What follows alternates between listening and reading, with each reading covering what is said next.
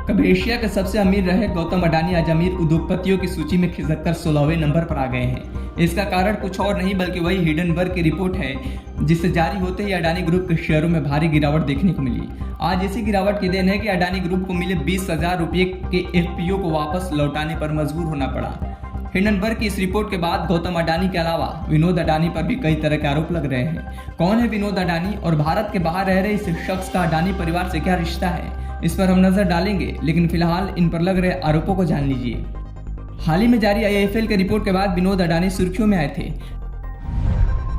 जिसमें आईआईएफएल द्वारा उन्हें भारत के सबसे अमीर एनआरआई की सूची में जगह मिली थी।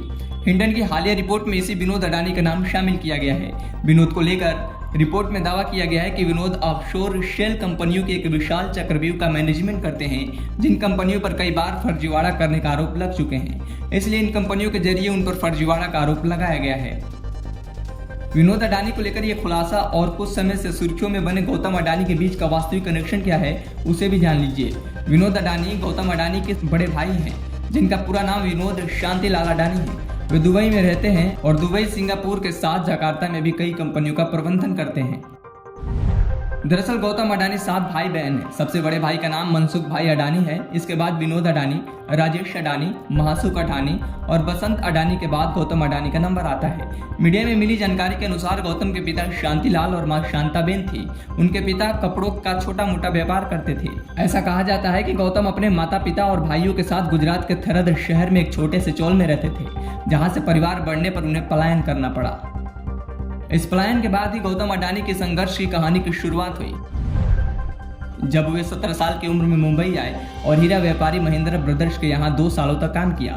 फिर 20 साल की उम्र में मुंबई में खुद का डायमंड ब्रोकरेज का कारोबार भी शुरू किया। वहीं दूसरी तरफ गौतम के बड़े भाई मनसुख भाई ने साल 1981 में अहमदाबाद की एक प्लास्टिक कंपनी खरीदी और गौतम को भी बुला लिया। इसके बाद गौतम अडानी ने बिजनेस में अनुभव लेने के बाद 1998 में अडानी एक्सपोर्ट्स लिमिटेड की नींव रखी और फिर अडानी ग्रुप का बढ़ने और गौतम अडानी को सबसे अमीर व्यक्ति बनने वाला कारोबार चल पड़ा। आज अडानी ग्रुप भले ही घाटे में जा रही हो, लेकिन इस अडानी ग्रुप की नींव और एक स्कूटर से हेलीकॉप्टर तक के सफर को तय करने में गौतम अडानी का काफी संघर्षों से गुजरना पड़ा है। फिलहाल आने वाले समय में देखना होगा कि अडानी ग्रुप के मार्केट शेयर में इस हिडनबर्ग की रिपोर्ट का और कितना असर पड़ता है। Bureau report, Punjab Kesari TV. हमसे जुड़े रहने के लिए हमारे YouTube चैनल को सब्सक्राइब करें और नई वीडियो की नोटिफिकेशन के लिए बेल आइकॉन को दबाएं। हमसे जुड़े रहने के लिए हमारे YouTube चैनल को सब्सक्राइब करें और नई वीडियो की नोटिफिकेशन के लिए बेल आइकॉन को दबाएं।